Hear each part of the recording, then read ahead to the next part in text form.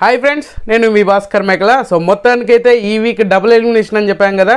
So already ముందే చెప్పాను, అందరికంటే ముందు అప్డేట్ అయితే వచ్చింది కదా, తేజ ఎలిమినేటెడ్ అని చెప్పేసి. ఇప్పుడు సెకండ్ ఎలిమినేషన్ ఎవరు అని అంటే, సెకండ్ ఎలిమినేషన్ మీద కూడా ట్విస్టులు బాగానే ఉంటాయని ఎక్స్పెక్ట్ చేశాం కదా. సో అలాంటి ట్విస్టులు ఏం లేవు, నార్మల్గానే ఉంది. సో క్లియర్ అప్డేట్ అనమాట ఇది. సో ఖచ్చితంగా వీళ్ళు ఎలిమినేట్ అవ్వబోతున్నారు. అండ్ బాటంలో ఉంది కూడా.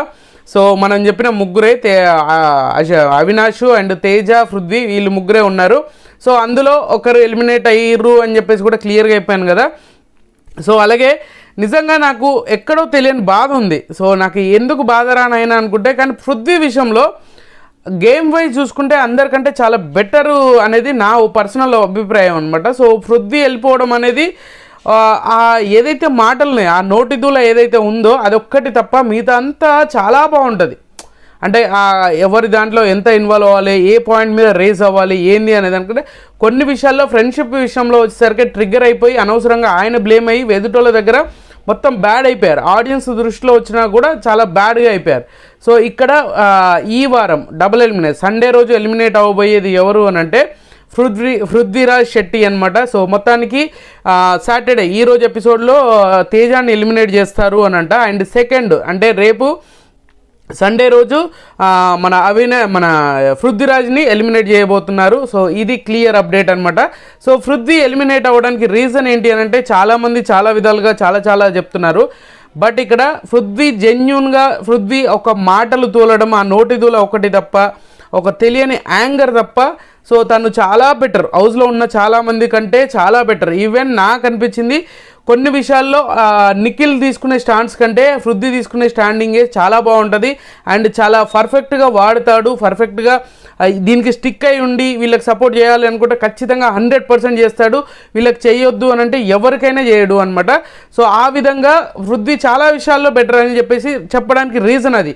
ఇంకొక మెయిన్ పాయింట్ ఏంటంటే, ఎప్పుడు కూడా నాకు ఇమ్యూనిటీ కావాలి, నాకు దీనివల్ల నేను ఈ వీక్ సేవ్ అయిపోతా అనే థాట్లో ఎప్పుడూ లేడు. ఏ విషయాల్లో కూడా ఎక్కడ కూడా ఎప్పుడు ఆ టాపిక్ని రేజ్ చేయలేదు. అండ్ కెప్టెన్ అవ్వడం కానీ, అండ్ మెగా చీఫ్లు అవ్వడము, ఇలా ఇమ్యూనిటీ వస్తుందని కాదు.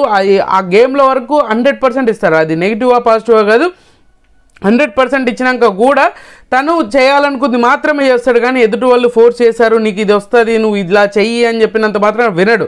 సో తను చాలా క్లారిటీతో ఉంటాడు. అలాగే ఇంకొక ఎగ్జాంపుల్ చెప్పడానికి రీజను అండ్ క్లారిటీ ఇవ్వడానికి రీజన్ కూడా ఏంటి అంటే, హెయిర్ కట్ ఉన్నది చూసారా, హెయిర్ కట్ చేయించుకున్నప్పుడు ఏకంగా నాగార్జున గారు హెయిర్ కట్ చేయించుకుంటే ఇంత ప్రైజ్ మనీ యాడ్ చేస్తాము అని చెప్పేసి అన్నప్పుడు, అలా కాకుండా ఏకంగా 3 వీక్స్ ఇమ్యూనిటీ ఇస్తాను అంటే 7th వీక్లో ఉన్నప్పుడు 7, 8, 9 డైరెక్ట్ 10th వీక్లో వరకు నీకు నామినేషన్సే ఉండవు అని అన్నప్పుడు కూడా ఆ గడ్డం ఒకటి తీసే అన్నప్పుడు చాలా క్లారిటీగా చెప్పాడు. సో నేను ఆడియన్స్ త్రూనే వెళ్తాను సార్, నాకు ఏ ఇమ్యూనిటీ వద్దు అని చెప్పేసి చాలా క్లియర్గా చెప్పాడు. అంత స్టాండింగ్ అయి ఉన్నాడు. అండ్ ఇంకొకటి ఏంటంటే, ఆడియన్స్ మీదనే డిపెండ్స్. నాకు ఈ ఇమ్యూనిటీ వల్ల నేను సేవ్ అవుతాను, దానివల్ల ఇది సేవ్ అవుతుంది, దీనివల్ల ఇది సేవ్ అవుతుంది అనే క్యాలిక్యులేషన్స్ అయితే లేవు. ఈ ఎలిమినేషన్ ప్రాసెస్లో అయితే చాలా బిందాస్గా ఉండే పర్సన్ ఎవరన్నా ఉన్నారు అని అంటే అది పృథ్వీ. వెళ్ళిపోవాలా, వెళ్ళిపోతాను, ఉంటావా, ఉండని, అట్లనే ఉన్నది తప్పితే ఈ ఏదో మనసులో పెట్టుకొని దాని గురించి ఆలోచించి అనవసరంగా ట్రిగ్గర్ అయ్యి అనవసరంగా లొల్లులు పెట్టుకొని మన ఫుటేజ్ కోసం ఏదో తాపత్రయపడడం ఇలాంటివన్నీ ఏమీ లేవు. సో ఆ విషయంలో ఖచ్చితంగా 100కి 200% Prithvi is the best contender అనమాట, బెస్ట్ కంటెస్టెంట్ కూడా నాకు అనిపించింది. నేను పర్సనల్లీ నాకు కూడా అనిపించింది కాబట్టి నేను చెప్తున్నాను. అండ్ మిగతా వాళ్ళతో పోల్చుకుంటే చాలా బెటర్ విషయాలు. అండ్ చాలా కన్నింగ్ గేమ్ ఆడతారు అని అన్నారు, కానీ గేమ్లో రాక్షసుల్లాగా ఆడతాడు. అండ్ గేమ్స్ రూల్స్ పెట్టారు అని అంటే ఆ రూల్స్ ఆ విధంగానే వెళ్ళిపోతాడు. సంచాలకు పెట్టిన రూల్స్ని పెడతాడు, ఎదుటి వాళ్ళు చేశారనుకోండి అది ఖచ్చితంగా ట్రిగ్గర్ చేసి ఖచ్చితంగా దాన్ని పాయింట్అవుట్ చేసి రచ్చ చేస్తాడు. ఇక్కడ ఈయనకు వచ్చిన మేజర్ ప్రాబ్లం ఏంటంటే లాంగ్వేజ్ ప్రాబ్లం అని చెప్పలేం, కానీ కొన్ని వర్డ్స్ అయితే చాలా దారుణంగా వదిలేస్తాడు, కొట్టడానికి మీదకి వెళ్ళిపోవడము, ఇలాంటివన్నీ నెగిటివ్గా పోర్ట్రేట్ అయిపోయినాయి. సో అయినా కూడా 13 వీక్స్ ట్రావెల్ చేశాడు ఇదే యాటిట్యూడ్ తోటి అని అంటే మామూలు విషయం కాదు. ఈజ్ ఏ వెరీ ఇంటెలిజెంట్ అనుకోవచ్చు. ఎందుకంటే అక్కడ బిగ్ బాస్ అంటే ఏంటి, తను ఎలా ఉన్నానో అలా ప్రొజెక్ట్ అవ్వడం, తను అలాగే ఉన్నాడు, అలాగే ప్రొజెక్ట్ అయ్యాడు. సో యాక్టింగ్ చేసి ఏదో కొత్తగా క్రియేట్ చేసి, ఇప్పుడు హ్యాంగర్ని అయితే ఖచ్చితంగా యాక్టింగ్ చేయలేరు, ఎందుకంటే అది ఎక్కువసేపు ఉండడం అంటే అంత విషయమే కాదు. ప్రతిసారి టాస్క్లు వచ్చినప్పుడే యాంగర్ వస్తుందంటే ఎదుటోళ్ళు ట్రిగర్ చేసి ఎదుటోళ్ళు దగ్గర నుంచి పాయింట్ దొరికినప్పుడు మాత్రం బీభత్సంగా ఎగిరి పారేస్తాడు. లేదు అని అంటే ఫ్రెండ్షిప్లో ఆటోమేటిక్గా రచ్చలేపుతాడు అనమాట. సో ఆ విధంగా చూసుకుంటే మాత్రం ఖచ్చితంగా అది ఆ విషయం ఒక్కటే దానికి నెగిటివ్ పాయింట్. అండ్ ఇంకోటి ఏంటంటే చాలామంది విష్ణుప్రియ అని చెప్పేసి మనోడు విష్ణుప్రియని వాడుకుంటున్నాడు అని అంటే విష్ణుప్రియని వాడుకోవట్లే. విష్ణుప్రియ వచ్చినప్పుడల్లా చెప్పడం, క్లారిఫికేషన్ ఉంది, అన్నీ చెప్పినా అందరూ చెప్తున్నా కూడా తను వినకపోవడం అనేది తనే ప్రాబ్లం. సో తను క్లారిటీగా మన శ్రీముఖి వచ్చి చెప్పినాక క్లారిటీ కూడా చేశాడు. ఆ విధంగా చూసుకుంటే నాకు తెలిసి మనోడు ఎలిమినేట్ అవ్వకుండా ఉంటే బాగుండేదేమో అనేది నాకు పర్సనల్గా అనిపించింది. ఐ ఫీల్ దట్ నాకు అనిపించింది అనమాట. సో మీకేమనిపించింది ఏందనేది కింద కామెంట్ చేయండి. And Prithviraj and tasty Teja వీళ్ళిద్దరు అయితే 13th వీక్ హౌస్ నుంచి అవుట్ అనమాట. సో గుర్తుపెట్టుకోండి, టేస్టీ తేజ సాటర్డే రోజు, సండే రోజు వచ్చేసరికి పృథ్వీరాజ్ శెట్టి అనమాట. సో వీళ్ళిద్దరు అయితే ఎలిమినేట్ అయ్యారు. సో ఇది అప్డేట్ అనమాట.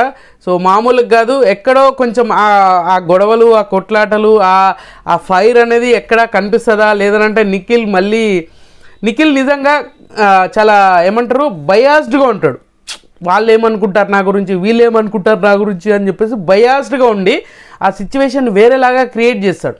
అంతా నేను బాగున్నాను, నీతో కూడా బాగున్నాను, ఇటు అటు కట్టే విరగదు పాము జావదు అన్నట్టుగా ఆ విధంగా ట్రీట్ చేస్తాడు.